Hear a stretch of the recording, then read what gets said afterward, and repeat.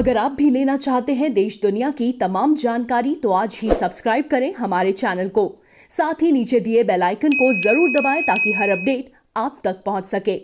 नमस्कार प्रवास action news network पर आप सभी का स्वागत है। 21वीं सदी में स्कूली शिक्षा विषय पर आयोजित एक सम्मेलन को संबोधित करते हुए प्रधानमंत्री नरेंद्र मोदी ने आज छात्रों को बताया कि कैसे नई राष्ट्रीय शिक्षा नीति 2020 छात्रों के लिए लाभदायक है। उन्होंने कहा कि अंक और अंकपत्र प्रणाली पर चल रहे देश को अब आगे बढ़ने की जरूरत है।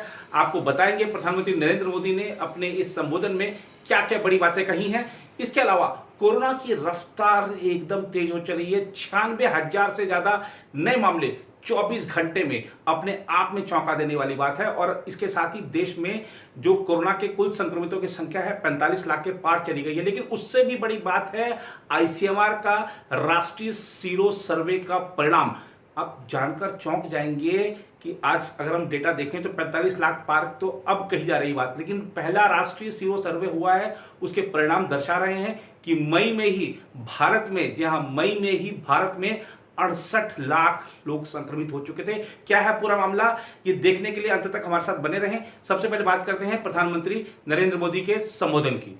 प्रधानमंत्री नरेंद्र मोदी ने कहा है कि नई राष्ट्रीय शिक्षा नीति नए भारत की नई उम्मीदों की नई आवश्यकताओं की पूर्ति का माध्यम है और राष्ट्रीय शिक्षा नीति की इस यात्रा के पथ प्रदर्शक देश के शिक्षक हैं। प्रधानमंत्री ने राष्ट्रीय शिक्षा नीति 2020 के तहत 21वीं सदी में स्कूली शिक्षा विषय पर एक सम्मेलन को संबोधित करते हुए शुक्रवार को यह बात कही। उन्होंने कहा कि नई शिक्षा नीति से नए युग के निर्माण के बीज पड़े हैं और यह 21वीं सदी के भारत को नई दिशा प्रदान करेगी। प्रधानमंत्री ने कहा कि राष्ट्रीय शिक्षा नीति यानी NEP का ऐलान होने के बाद बहुत से लोगों के मन में कई सवाल आ रहे हैं। मसलन ये शिक्षा नीति क्या है, ये कैसे अलग है, इससे स्कूल और कॉलेजों में क्या बदलाव आएगा। उन्होंने कहा कि NEP में बच्चों पर ध्यान केंद्रित किया गया है। इसमें अन्वेषण, गतिविधियों और मनोरंजक तरीकों से सीखने पर जोर दिया गया है।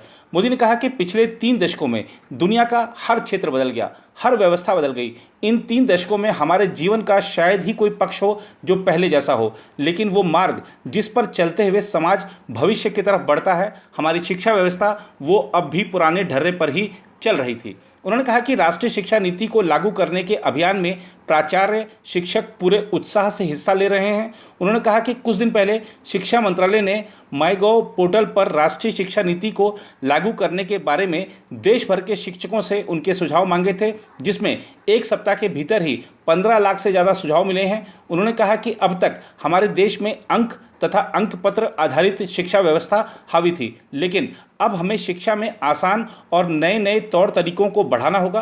प्रधानमंत्री ने कहा कि बच्चों के लिए नए दौर के अध्ययन का मूल मंत्र होना चाहिए भागीदारी, खोज, अनुभव, अभिव्यक्ति तथा उत्कृष्टता। नई राष्ट्रीय शिक्षा नीति भी नए भारत की नई उम्मीदों की नई आवश्यकताओं की पूर्ति का एक सशक्त माध्यम है। इसके पीछे पिछले 4-5 वर्षों की कड़ी मेहनत है।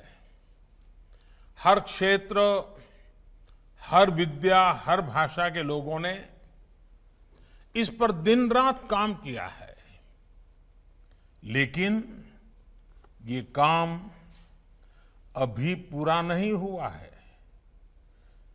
एक प्रकार से कहे तो ये काम की असली शुरुआत हुई है।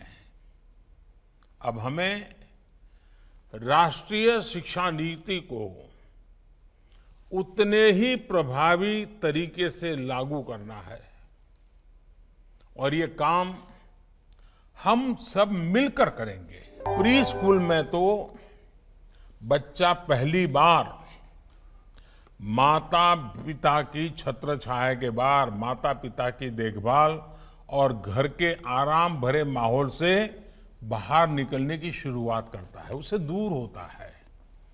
ये वो पहला पड़ाव होता है जब बच्चे अपने सेंसेस, अपनी स्किल्स को ज्यादा बेहतर तरीके से समझने की शुरुआत करते हैं।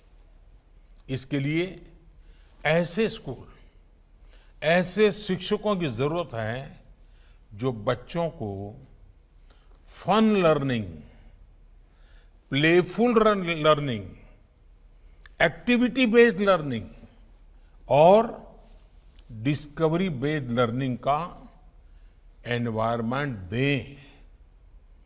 मैं जानता हूं कि आप सोच रहे होंगे कि कोरोना के इस टाइम में ये सब कैसे होगा।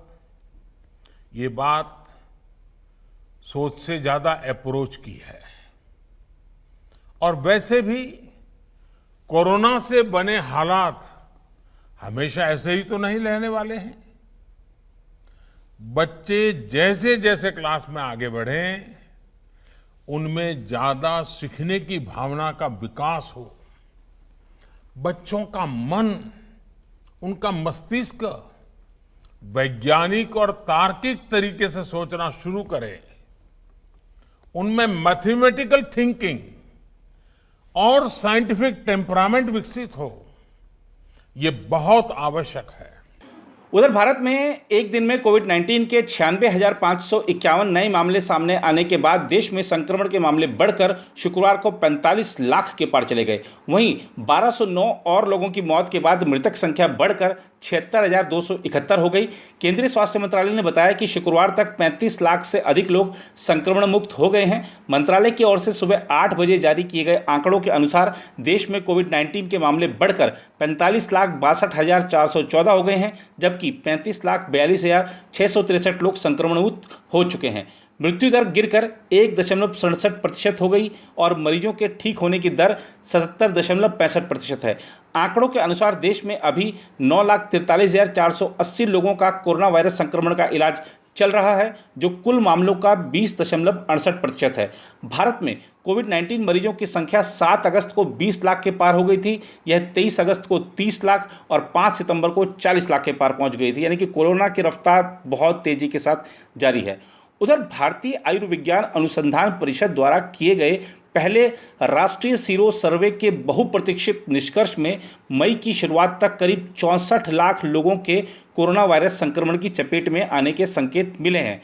यह सर्वे 11 मई से 4 जून के बीच किया गया, जिसमें 28,000 लोगों के रक्त के नमूनों की कोविड कवच एलिसा किट का इस्तेमाल कर इम्यूनोग्लोबिन जी एंटीबॉडी की जांच की गई। इसमें सबसे अधिक 43.3% 18 से 45 आयु वर्ग में एंटीबॉडी यानी रोग प्रतिरोधी क्षमता पाई गई। इसके बाद 46 से 60 वर्ष के 39.5% लोगों में और 60 से अधिक उम्र वाले 17.2% लोगों में एंटीबॉडी बना। सर्वे की रिपोर्ट में कहा गया है कि इसके निष्कर्ष से भारत में मई की शुरुआत तक 64,68,388 लोगों के कोरोना वायरस संक्रमण के चपेट में आने के संकेत मिले हैं।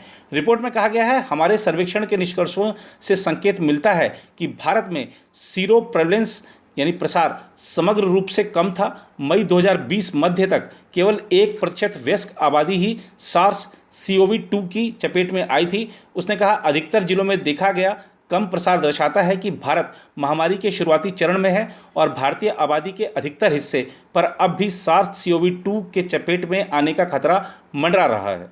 उधर दिल्ली NCR में जो मेजेंटा लाइन की पर मेट्रो सेवाएं हैं वो भी आज चालू हो गई हैं। माना जा रहा था कि सुबह बड़ी संख्या में लोग यात्री यहाँ पर सफर करेंगे, लेकिन यात्रियों की संख्या कम देखी गई। इसका एक बड़ा कारण ये भी है कि इस लाइन के अंतर्गत आने वाले सभी मेट्रो स्टेशनों पर पार्किंग अभी नहीं खोली गई है, इसलिए लोगों ने अपने निजी वाहनों से यात्रा करना ज़्यादा ठीक समझा। और यहाँ पर भी जैसे कि दिल्ली मेट्रो की अन्य रूटों पर जिस तरीके से सावधानी बरती जा रही है, वैसी सावधानी बरती जा रही है। यात्रियों को ध्यान रखा जा रहा है कि मास्क लगाया है नहीं लगाया, सैनिटाइज किया जा रहा है, उनके सामान को सैनिटाइजर उनको मेट्रो स्टेशन पर भी उपलब्ध कराया जा रहा है। और खासतौर पर मास्क भी मेट्रो स्टेशन परिसर वहां से भी अगर किसी का नहीं है तो खरीद सकते हैं। पूरी एहतियात बरती जा रही है, लेकिन एक समाचार पत्र की रिपोर्ट दर्शाती है कि लोग इसको अभी भी हल्के में ले रहे हैं। दिल्ली मेट्रो की जो यात्री हैं, अब आज समाचार पत्रों में कई यात्रियों की फोटो भी छपी है, उसमें दिखाया जा रहा है कि किस तरीके से यात्री मेट्रो के अंदर बैठने के बाद मास्क हटा देते हैं और चलता है। ये जो एक प्रक्रिया है जिसको लोग इस तरह हल्के में ले लेते हैं कि चलता है, सब चलता है, कुछ नहीं होगा, ये सब इसको हल्के में नहीं लेना है, गंभीरता के साथ लेना है। जिस तेजी के साथ मामले बढ़ रहे हैं, अस्पतालों में बेड नहीं है, इसलिए सावधान रहें। सुरक्षित रहेंगे तभी जब आप सतर्क रहेंगे, खुद को भी बचाएं और खुद को बचाएंगे तो अन्य लोग अपने आप ही बच जाएंगे। तो इसलिए कृपया ध्यान रखें।